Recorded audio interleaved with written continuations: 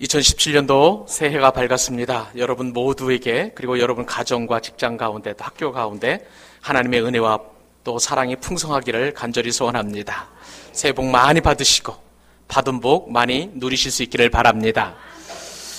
우리는 마가복음 1장 1절 말씀을 통해서 예수 그리스도가 어떤 분이신지를 함께 살펴본 적이 있었습니다.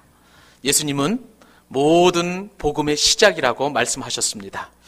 여러분, 시작을 뭐라고 하는지 여러분 혹시 기억하십니까? 아르케라는 단어로 설명한다고 말씀을 드린 적이 있었습니다. 이 아르케라는 것은 헬라 철학자들이 이야기했던 모든 만물의 기본이 되는 것, 기초가 되는 것, 근본이 되는 것을 아르케라고 한다고 말씀을 드렸습니다. 예수 그리스도야말로 복음의 근본이시고 복음의 시작이고 또 복음의 본류인 것을 마가는 강력하게 이야기했다라고 말씀을 드린 적이 있었었죠. 자, 이처럼 우리는 예수 그리스도가 모든 것의 근원이 되신다는 사실을 너무나 잘 알고 지금 우리는 2016년도를 보내고 2017년 새해를 맞이하게 되었습니다. 새해 첫날 첫 시간에 하나님께서 우리가 정말 귀한 음성을 듣기를 원하는데, 주신 음성을 듣기를 원하는데, 그것은 우리가 하나님을 예배하면서 우리의 모든 것의 근원이신 예수 그리스도를 깊이 알아갈 수 있기를 바랍니다. 그래서 신약성경 히브리서 기자가 그 예수 그리스도를 깊이 알아가기를 원하는 그 마음을 이렇게 표현했습니다. 히브리서 3장 1절 말씀 가운데, 그러므로 함께 하늘의 부르심을 받은 거룩한 형제들아, 우리가 믿는 도리의 사도이시며 대제사장이신 누구를? 그렇습니다. 예수를 깊이 생각하라고 히브리서 그 성도들에게, 이 히브리서를 읽는 그런 성도들에게 이렇게 권면하고 있음을 볼 수가 있습니다. 우리는 이 말씀대로 오랜 시간 동안 예수 그리스도를 깊이 생각해야 될 줄로 믿습니다. 우리를 위해서 죽어주신 그 예수 그리스도의 십자가 사랑을 깊이 생각해야 될 줄로 믿습니다. 그런데 여러분, 우리는 바쁜 그런 어떤 도시와 그 다음에 현대인이기 때문에 예수 그리스도를 깊이 생각한다는 것이 쉽지 않다는 것, 그것이 정말 가능하냐는 것인 것을 한번 묻고 싶은 그런 의욕이 우리 가운데 생길지도 모르겠습니다. 이것은 과거에 2000년 전에 살아갔던 그런 성도들에게, 여유가 있는 그런 성도들에게나 통용이 되는 말씀이지, 나처럼 바쁜 사람에게 이처럼 예수 그리스도 깊이 생각하라는 것이 그냥 과연 가당키나 한 것인가 라고 이렇게 자문해 볼 수 있다는 것이죠. 근데 여러분, 과연 2000년도에 이 히브리서 성경을 받는 그런 독자들이 우리가 그처럼 추상적으로 생각하는 것만큼 삶의 여유가 있었을까요? 절대 그렇지 않습니다.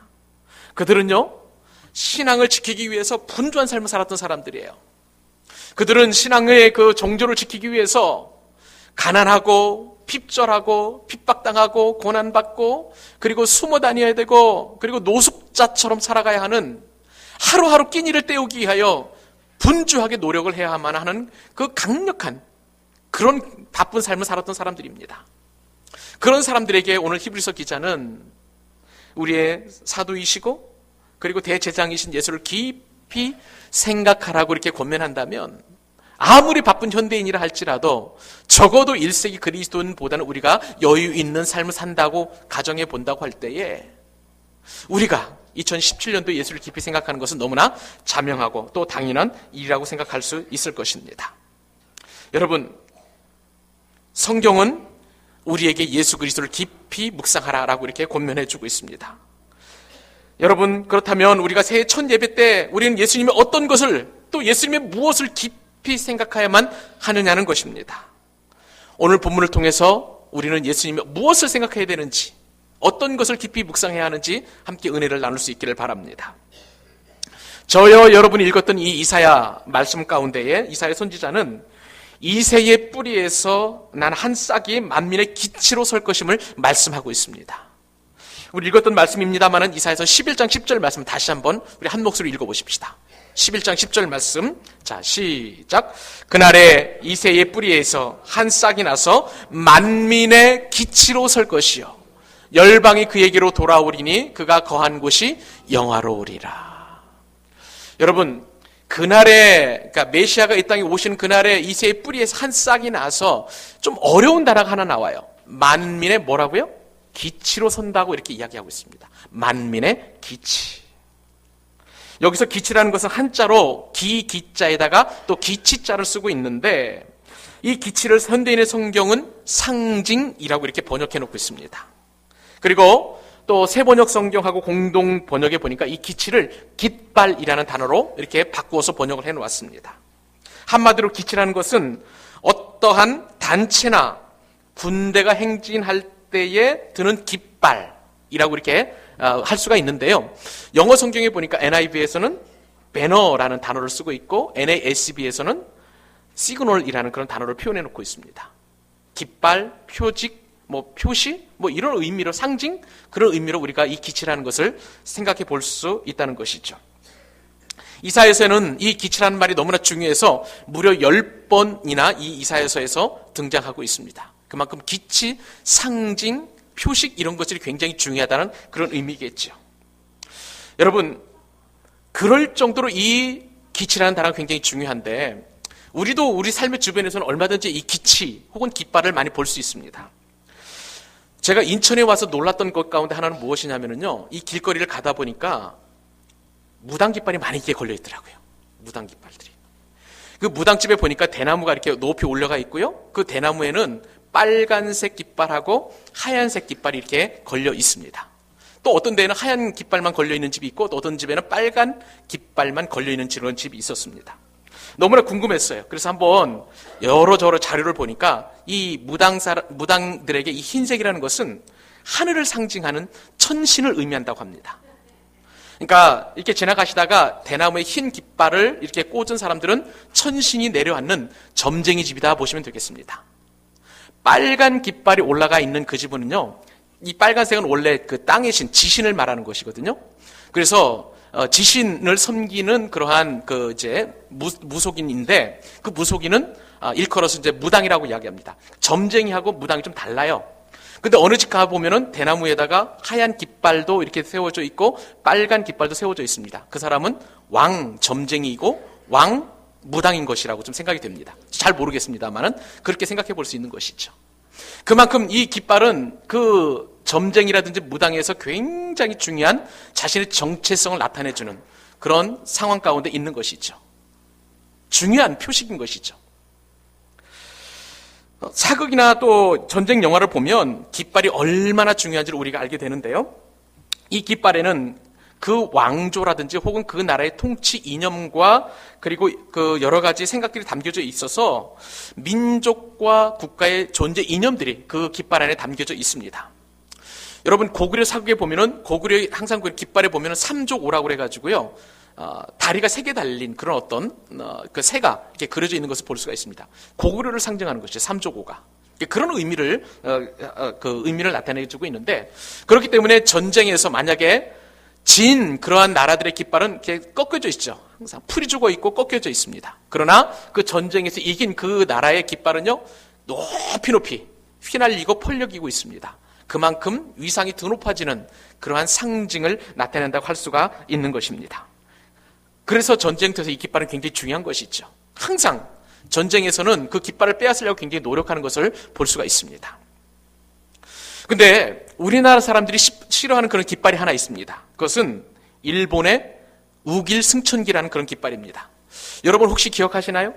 빨간 태양이 이렇게 있고 주위에 그 태양빛이 쭉 비쳐나가는 그런 어떤 형식이 이제 우길 승천기인데, 이 우길 승천기라는 뜻은 떠오르는 태양의 기운이라는 뜻을 가지고 있다고 합니다. 그래서 이 우길 승천기를 통해서 일본 제국주의가 이제 나타나게 되어 있고, 그야말로 일본인의 그런 어떤 잘못된 역사관을 이 우길 승천기를 통해서 이렇게 보여준다고 할 수가 있는 것이죠. 우리와 달리 일본 사람들은요, 이 우길 승천기를 보면서 과거에 동북아시아들을 제패했던 일본의 강력한 힘을 가지고 있었던 그 시대를 떠올립니다.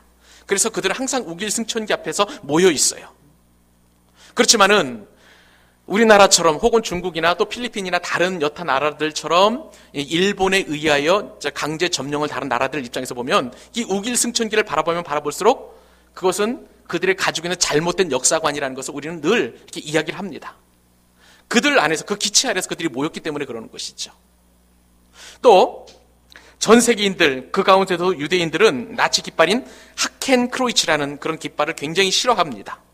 여러분, 그 낫지 깃발은 어떤 깃발이냐면 여러분 혹시 불교에서 절 만자 혹시 아시나요? 십자가를 이렇게 꺾어놓은 것 같은 그런 느낌.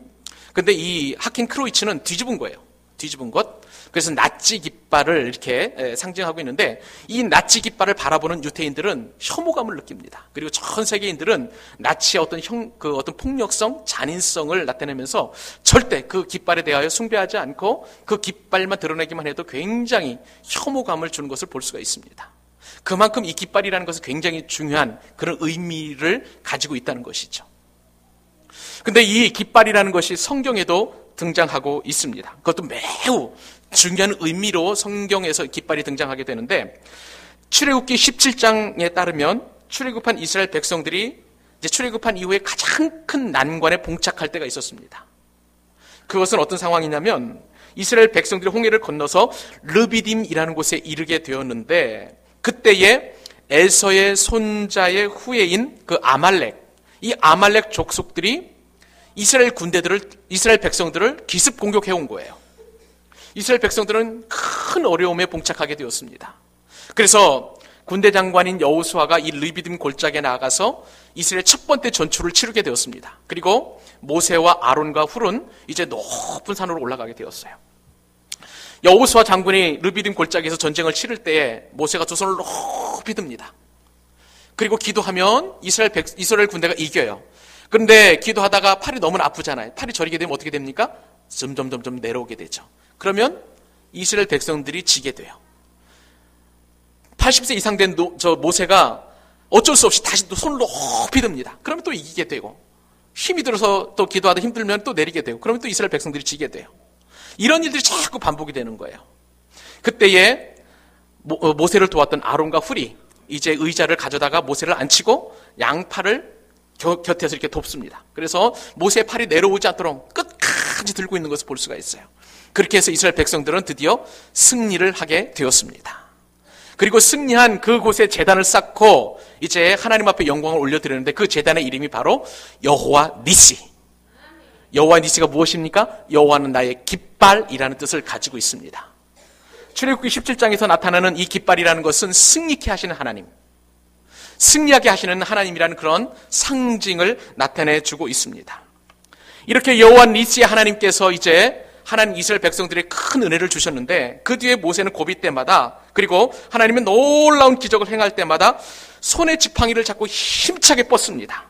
근데 지팡이를 히브리 성경에 따르면 기치라는 말로 이렇게 번역을 해놓았어요. 그러므로 이때마다 이 기치라는 것은, 모세가 들고 있는 이 지팡이는 기적을 나타내는 그러한 깃발이 되었던 것입니다. 대표적인 예가 광야의 불뱀 사건인데요.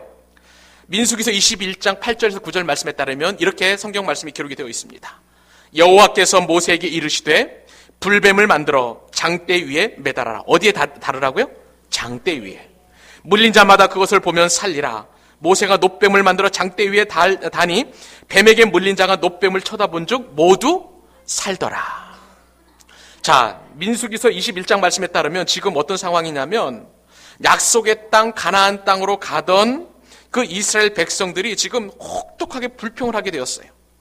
그런데 지금 21장에 와서 그 혹독한 불평의 대가를 당하게 된 것입니다. 하나님께서는 불뱀을 만들어가지고 불평하는 이스라엘 백성들에게 다니게 했어요. 그리고 그 불뱀에 물른 자마다 다 죽게 만들었습니다. 그때 하나님께서는 모세로 하여금 놋뱀을 만들게 되었고, 장대에다 놋뱀을 만들어서 높이 들게 했어요. 불뱀을 물려가지고 죽어가던 이스라엘 백성들이 그 놋뱀, 장대에 높이 달린 그런 어떤 놋뱀을 보게 되면 모든 죽어가던 사람들이 다시 살아나는 생명의 역사를 경험하게 됐던 것이죠. 그래서 이제 이 높이 들린 그 기치, 장대는요, 생명의 역사로, 생명의 상징으로 이렇게 표현이 되게 되었습니다. 그래요. 이 깃발이라는 것은, 혹은 기치라는 것은 어떤 때에는 승리의 모습으로, 어떤 때에는 생명의 모습으로, 또 어떤 때에는 또한 은총의 모습으로 이스라엘 백성들에게 다가왔던 것을 볼 수가 있습니다. 사랑하는 여러분, 이러한 기치가 우리 삶 가운데 너무나 필요한 거예요. 2016년도에도 이러한 기치가 우리 가운데 필요한 것인데, 이 광야의 놋뱀 사건을 예수님께서는 자신이 놋뱀이라는 것을 분명하게 말씀해 주셨습니다. 요한복음 3장 14절 15절, 우리가 너무나 잘 아는 요한복음 3장 16절 말씀 앞에 바로 이 노뱀 사건을 예수님께서 언급하셨습니다. 함께 읽어보도록 하십시다. 시작. 모세가 광야에서 뱀을 든 것 같이 인자도 들려야 하리니 이는 그를 믿는 자마다 영생을 얻게 하려 하심이니라. 아멘. 여러분, 신약시대에 이 노뱀, 생명을 살리는 이 노뱀, 예수님께서 십자가에 높이 들려야 그 십자가를 바라보는 사람들마다 영생을 얻게 하신다는 승리의 깃발, 생명의 깃발을 예수님께서 손수 말씀하시는 것입니다. 그러므로 누구든지 예수 그리스도를 바라보는 자, 예수 그리스도를 믿는 자는 영원히 죽지 아니하고 살아간다는 그런 놀라운 축복의 말씀을 우리에게 주셨습니다. 그 예수님께서 오늘 이사야서 말씀을 통해서 우리에게 평강의 모습으로, 그리고 평화의 모습으로, 기쁨의 모습으로 깃발이 되셨다고 분명하게 말씀을 하고 계셨습니다. 생명의 깃발이신 예수님께서는 구약시대에 오늘 말씀에 따르면 기쁨과 평강의 깃발로 우리에게 오신 줄로 믿습니다. 그러므로 이 평강과 기쁨의 깃발이신 예수님을 통하여 이스라엘 백성들의 어떤 축복이 일어났을까요? 남유다와 북이스라엘이 서로 적대적이었는데 이제는 그 적대적인 두 국가가 하나가 되는 놀라운 축복을 경험하게 되었다라고 이사야 선지자는 그렇게 예언해 주고 있습니다. 그 말씀이 13절 말씀이 다시 한번 우리 읽어보십시다. 이사야서 11장 13절 시작. 에브라임의 질투는 없어지고 유다를 괴롭게 하는 자들은 끊어지며 에브라임은 유다를 질투하지 아니하며 유다는 에브라임을 괴롭게 하지 아니할 것이요. 여러분, 이게 무슨 말씀입니까? 에브라임으로 상징되는 북이스라엘과 그리고 남쪽 유다가 이제는 더 이상 다투지 아니하고 또 더 이상 질투하지 않고 더 이상 싸우지 않고 전쟁하지 않고 하나가 되었다는 하나됨의 역사를, 축복을 이렇게 이사야 선지자는 예언해주고 있는 것입니다. 사랑하는 여러분, 이러한 놀라운 기쁨의 깃발이시고 평화의 깃발이신 예수 그리스도께서 우리 2017년도에 용현동교회도 임하셔 주시기를 간절히 소원합니다. 평강의 깃발이시고 기쁨의 깃발이신 예수님 안에서 우리는 하나가 될 수 있는 거예요. 이제 우리가 그동안에 다툼과 분열이 있었다면, 미움이 있었다면, 증오가 있었다면 이것은 다 구시대적인 산물입니다. 2016년도에 지나간 것으로 여기시고 2017년도에는 평강의 깃발이시고 그리고 기쁨의 깃발이신 예수님의 은혜 안에서 우리가 하나 되어 서로 사랑하고 용납하고 축복하고 격려하는 은혜의 공동체가 될 수 있기를 바랍니다. 그것이 바로 우리에게 기쁨의 깃발이 되신 예수 그리스도를 통한 축복인 것이에요. 우리 교회는 그런 축복을 마다 누리는 그런 은혜가 있기를 바랍니다. 새해에는 반드시 그런 축복이 우리 용현동교회에 있기를 간절히 소원합니다. 또한 평강의 깃발이신 예수님의 은혜로 화해한 이스라엘과 유다는요, 또 다른 축복을 경험하게 되는데, 그것은 하나된 이 이스라엘이 그 하나님의 나라를 더욱더 확장시켜 나간다는 놀라운 축복입니다. 그들의 지경이 넓혀진다는 거예요. 좀 깁니다만 우리 15절 16절 말씀을 같이 한번 읽어보십시다. 시작. 그들이 서쪽으로 블레셋 사람들의 어깨에 날아앉고 함께 동방 백성을 노략하며 에돔과 모압의 손을 대며 암몬 자손을 자기에게 복종시키리라. 여호와께서 애굽 해만을 말리시고 그의 손을 유브라데 하수 위에 흔들어 뜨거운 바람을 일으켜 그 하수를 쳐 7 갈래로 나누어 신을 신고 건너가게 하실 것이라. 그의 남아있는 백성 곧 아수르에서 남은 자들을 위하여 큰 길이 있게 하시되 이스라엘이 땅에서 나오던 날과 같게 하시리라. 아멘. 여러분, 이 말씀에 따르면요, 과거에 이스라엘이 다윗 시대에 정복했던 수많은 나라들을 언급하고 있는 것을 볼 수가 있습니다. 블레셋, 동방백성, 에돔, 모압, 암몬 등 옛날 그 다윗의 영화가 다시 재현되리라는 놀라운 축복이 지금 남북으로 분열되어 있는 이러한 유다와 그리고 이스라엘에게 동시에 지금 축복으로 전해지고 있는 것을 볼 수가 있습니다. 그뿐만 아니라 이제 새로운 출애굽, 제2의 출애굽 사건이 벌어질 것을 예언해주고 있는데 16절 말씀에 보니까 애굽 해만이라는 곳이 나옵니다. 이 애굽 해만은요, 홍해를 일컫는 것입니다. 그러므로 제2의 출애굽 사건은 애굽뿐만 아니라 그 이스라엘의 지경이 유브라데 하수까지 바벨론 땅끝까지 이른다는 것을 성경은 이야기해주고 있고, 그때 당시에 이 바벨론 끝은 전 세계 끝을 말하는 거예요. 그러니까 예수 그리스도를 통한 화평과 기쁨과 그리고 그 기치를 통해서 이스라엘이 연합되어서 그들의 영역이 땅끝까지 이를 것임을 이사야 선지자는 지금 예언해 주고 있는 것입니다. 사랑하는 믿음의 교우 여러분, 이것이 바로 예수 그리스도의 은혜인 것입니다. 평화의 깃발, 기쁨의 깃발로 오신 예수님을 통해서 얻어지는 놀라운 축복이 이처럼 땅끝까지 이른다는 것이 바로 이사야 선지자가 바라본 그러한 환상이었고 그런 축복이었던 것입니다. 사랑하는 믿음의 교우 여러분, 우리 예수님이 어떤 분이십니까? 강력한 군주가 아니라 오늘 말씀에 따르면 이새에서 줄기에서 난 아주 여리고 약한 새싹이라고 이렇게 표현해 주고 있습니다. 그러나 인간적으로 보면은 여리고 아무것도 할 수 없을 것만 같은 생명이 위태위태한 그러한 분이심에도 불구하고 오늘 말씀에 따르면 그 예수 그리스도가 생명의 깃발이시고 승리의 깃발이시고 또한 기쁨의 깃발이며 평화의 깃발이시라는 것을 분명하게 이사야 선지자는 예언해 주고 있습니다. 사랑하는 믿음의 교우 여러분, 복음은 이처럼 확장성이 있는 거예요. 생명력이 있는 것입니다. 승리케 하는 것입니다. 우리 용현동 교회는 바로 이러한 예수님을 높이 깃발로 모셔드리고 땅끝까지 이르러 주의 복음을 증거하는 하나님 나라의 확장의 일꾼들이 될 수 있기를 바랍니다. 제가 좋아하는 신학자 가운데 하워드 스나이더라는 그런 신학자가 있습니다. 이 신학자는 새수르는 새부대라는 그 책에서 이렇게 복음의 확장성을 이야기하고 있습니다. 인간의 본성은 보수적이를 원하지만 하나님의 본성은 새롭게 하는 것이다. 처음에는 복음을 위해서 만들어진 것들이 마침내 장애물, 즉 낡은 부대가 되고 만다. 그럴 때 하나님은 낡은 부대를 부수고 복음이 다시 인간 사회를 새롭게 하도록 하신다. 복음은 초대교회나 우리 시대에도 새로운 것이다. 그것은 아직도 하나님의 능력이다. 복음은 여전히 낡은 부대를 터뜨리고 세상으로 흘러 넘친다. 사랑하는 여러분, 우리가 예수 그리스도를 깃발로 모셔야 되는 이유가 바로 여기에 있는 것입니다. 그분은 연약해 보이고 또 나약해 보이시지만 그러나 연약하지 않아요. 예수 그리스도의 그 깃발 아래 모이게 되면 우리는 하나가 되면 엄청난 폭발적인 힘을 얻게 되고 그것을 통해서 땅끝까지 영향력을 미치고 복음의 확장을 할 수 있다는 것이 바로 성경에 일관된 그런 말씀이시고 또한 저명한 신학자 하워드 스나이더의 그런 견해이기도 한 것입니다. 사랑하는 믿음의 교우 여러분, 우리 2017년도에는 영역을, 우리의 모든 영역을 그리고 우리의 모든 용량을 확장시켜 나가는 우리 용현동 교회가 될 수 있기를 바랍니다. 여러분 내면의 문제 그리고 여러분 인생의 문제, 우리 교회 내부적인 문제가 더 이상 우리의 장애물이 될 수는 없는 것입니다. 2017년도에는 우리의 영역을 뛰어넘어서 우리 교회를 뛰어넘어서 이 지역사회를 뛰어넘어서 전 세계로 땅끝까지 이룰 수 있기를 주님의 이름으로 간절히 소원합니다. 여러분, 이제는 우리는 송구 영신 예배를 시작하는 지금 이 순간부터 극도의 정치적 혼란을 겪고 있는 한국 사회가 과거 조선시대 때 정류 재란이 있었던 그 정류년을 맞이하게 됩니다. 여러분, 정류 재란이 무엇입니까? 임진왜란이 일어난 이후에 이제 평화협정이 결렬되어서 왜군이 다시 침투한 그런 사건을 말하는 것입니다. 그처럼 2017년도에는 사회적으로 볼 때 국가적으로 볼 때 많은 어려움들이 있을 것으로 예상이 됩니다. 그러나 우리는 거기서 이리이비하지 아니하시고 마시고 오늘 주신 말씀과도 같이 깃발이신 우리 예수 그리스도를 믿고 의지함으로 말미암아 정말 우리의 영향력을 확대시키고 복음의 능력을 끝까지 확장시켜서 하나님께서 이 땅에 용현동교회를 세워주신 그런 목적과 은혜를 달성하는 저와 여러분 될 수 있기를 바랍니다. 모든 것에 기치이신 우리 예수님을 깊이 생각하십시다.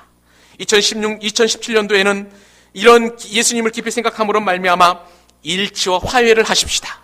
그리고 그리스도의 평강이 우리 개인과 가정과 우리 직장과 사업장과 우리 학교와 그리고 우리 교회에 충만할 수 있기를 우리 주님의 이름으로 축복합니다.